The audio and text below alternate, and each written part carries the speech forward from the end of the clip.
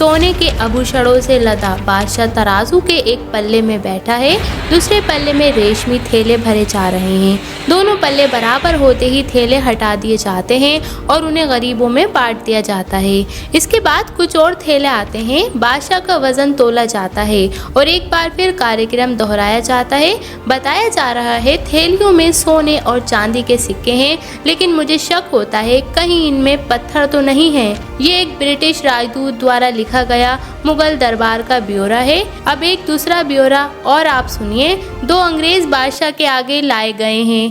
कहने को दोनों दूत हैं, लेकिन हुलिया मुजरिमों जैसा, हाथ बंधे हुए, गर्दन नीचे और कंधे झुके हुए आगे बढ़ के दोनों बादशाह के तख्त के नजदीक पहुंचते हैं और जमीन पर लौटने लग जाते हैं। दोनों ही गिड़गिड़ा भी रहे हैं और माफी भी मांग रहे हैं। इन दोनों वाक़ियों में 75 साल का अंतर था। पहले मौके पर मुगल बादशाह जहांगीर ने ब्रिटिश राजदूत की खूब आवभगत की, जबकि दूसरे मौके पर बादशाह थे औरंगजेब, जिन्होंने अंग्रेजों को लिटरेरी नाक रगड़ने पर मजबूर कर दिया था। खुशामदीद, स्वागत है आपका हमारे यूट्यूब चैनल एके नॉलेज यार पर।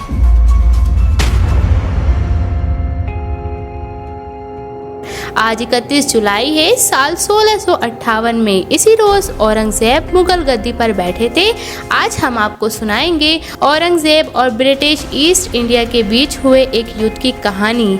एक ऐसा युद्ध शर्मिंदगी के मारे अंग्रेजों ने जिसका कभी जिक्र नहीं किया। हिंदी में तर्जुमा करें तो इस युद्ध का नाम भी कुछ ऐसे ही है, चाइल्ड वार। क्यों हुई थी ये लड़ाई और क्यों अंग्रेजों को बादशाह औरंगजेब के आगे नाक रगड़नी पड़ी? ब्रिटिश सम्राट ने अपना एक राजदूत भारत भेजा। थॉमस रॉ नाम था। इनका मकसद ब्रिटिश ईस्ट इंडिया कंपनी के लिए व्यापार के रास्ते खोलना। थॉमस रॉ ने मुगल बादशाह जहांगीर को खूब सारी विलायती चीज़ें दी। जहांगीर ने भी खूब स्वागत किया, लेकिन ईस्ट इंडिया कंपनी को व्यापार के लिए मंजूरी नहीं दी। देते भी क्यों? हिंदुस्तान तब एक छोटा सा द्वीप था। दुनिया की कुल जीडीपी का 25% भारत से आता था। लिहाजा एक छोटे से राजा से डील करना जहांगीर अपनी शान के खिलाफ समझते थे। जहांगीर तो नहीं माने, लेकिन उनके शहजादे शाहजहां ने ईस्ट इंडिया कंपनी को सूरत में फैक्ट्री खोलने की परमिशन दे दी। अगले 50 सालों में अंग्रेज़ों ने बम्बई, मद्रास और बंगाल में अपने कारखाने स्टार्ट किए। काम एकदम मस्त था। कपास, रेशम, हीरे, खनिज और मलमल भारत से लंदन भेजा जाता था। मोटी कमाई होती थी। शुरू में कम और बाद में ज़्यादा हुई कमाई। बदले में मुगलों को क्या मिला? शुरुआत में नियम ये था कि एक तय रकम बतौर टैक्स चुकाई जाएगी, लेकिन फिर होते होते हुआ ये कि व्यापार तो बढ़ता गया, लेकिन टैक्स की रकम जो की तो ही रही, मतलब जो थी वही रही। एक और चीज हुई कि पुर्तगाली और डच कंपनियां भी बंगाल में अपने ट्रेड में इजाफा करने लगी। ये देखकर ब्रिटिश ईस्ट इंडिया कंपनी ने अपना एक नुमाइंदा शाइस्ता खान के यहाँ भेजा। शाइस्ता खान कौन? औरंगजेब के मामा और बंगाल के governor. British east India company Mughal इलाकों में व्यापार का एकाधिकार चाहती थी, मोनोपोली। बंगाल को लेकर कंपनी की स्पेशल रिक्वेस्ट इसलिए थी क्योंकि यहाँ शौरा बहुत ज़्यादा मिलता था, जो गन पाउडर बनाने के काम आता था। ये गन पाउडर यूरोप में चल रही लड़ाई में काम आता था, इसलिए कंपनी चाहती थी कि शौरे के ट्रेड पर उनकी मोनोपोली रहे।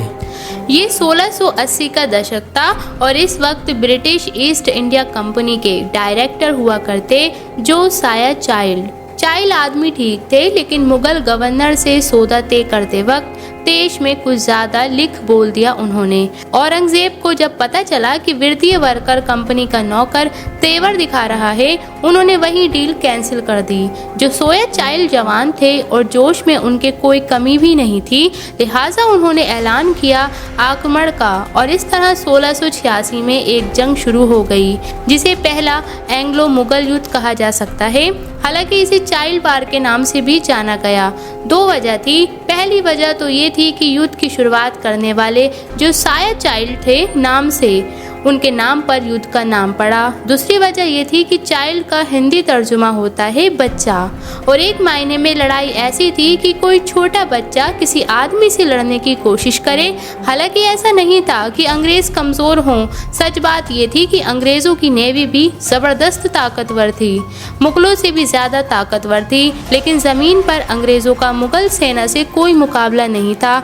मुगल वैसे भी नंबर्स में खेलते थे। मुगल फौज की गिनती लाखों में थी, उसमें अफगानी भी थे और अफ्रीका से ताज बनाकर लाए गए लोग भी थे। उनके लड़ने का एक्सपीरियंस बहुत लंबा था, केसेस वारफेयर के माहिर थे। इसके बावजूद जो साया चाइल्ड ने तय किया वो मुगलों से जंग करेंगे। उन्होंने कंपनी के नागरिकों को आदेश दिया कि वो बंगाल की खाड़ी मुगल जहाज़ों का रास्ता काट दें और जो जहाज़ भी उनके हत्थे चढ़े उसे लूट लें। इसके अलावा चाइल्ड ने ब्रिटेन के राजा से कहलवाकर 12 जंगी जहाज़ भारत की ओर रवाना करवाए। इनमें 200 तोपें लगी हुई थीं और 600 नौसैनिक भी सवार थे। इनके अलावा 400 लोग पहले से मद्रास के किले में मौजूद थे। इनके सहारे चाइल्ड साहब का मंसूबा चटगांव के बंदरगाह पर कब्जा करने का था।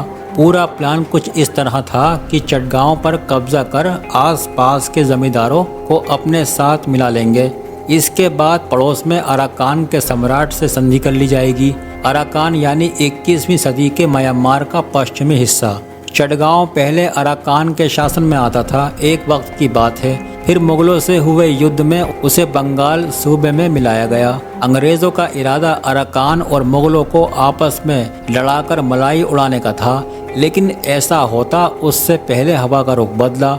लिटरली हुआ ये कि ख़राब मौसम के चलते कंपनी का जंगी बेड़ा चटगांव पोर्ट के बजाय हुगली पहुंच गया। हुगली में जंगी बेड़े की खबर तुरंत गवर्नर शाइस्ता खान के पास पहुंच गई। समझौते की कोई सूरत बनती इससे पहले ही हालात जंग के बन गए। बंदेल की बाजार में 3 ब्रिटिश सिपाही और मुगल ऑफिसर आपस में भिड़ गए।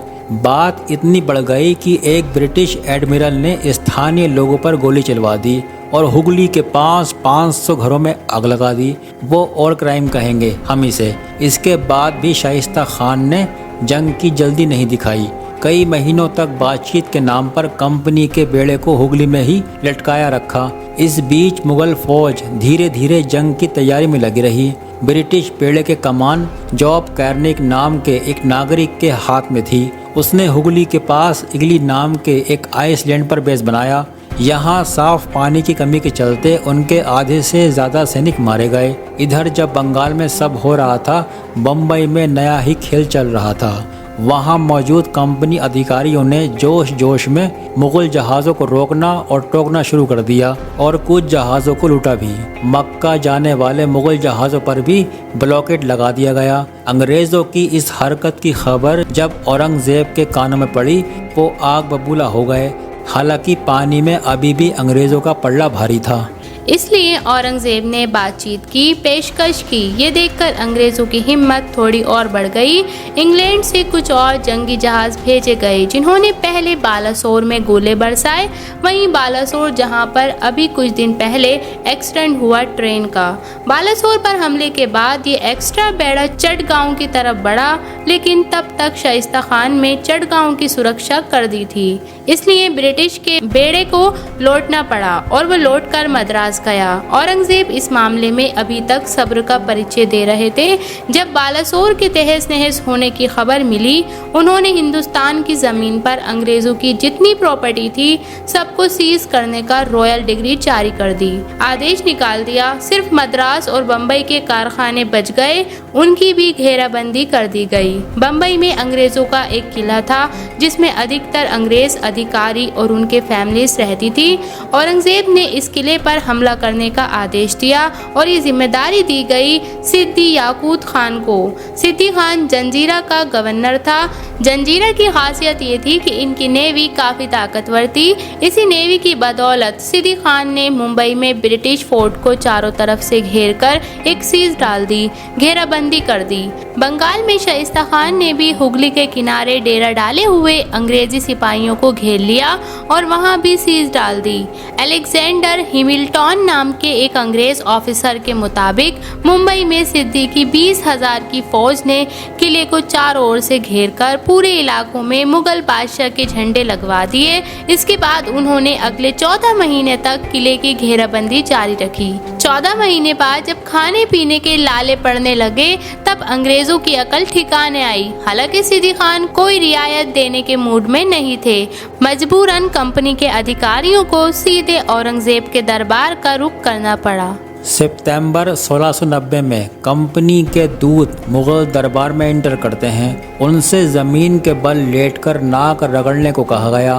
दोनों ने ऐसा ही किया भी, लेकिन इस पर भी औरंगजेब का दिल नहीं पसीजा। ब्रिटिश इतिहासकार विलियम डैलरिम्पल अपनी किताब द एंचुरी East India Company corporate violence and the pillage of an empire में लिखते हैं, ईस्ट इंडिया कंपनी को अपनी फैक्ट्रीज वापस हासिल करने के लिए रहम की भीख मांगनी पड़ी। उनके कई ऑफिसरों को सूरत में लोहे की चेन में बांधकर घुमाया गया।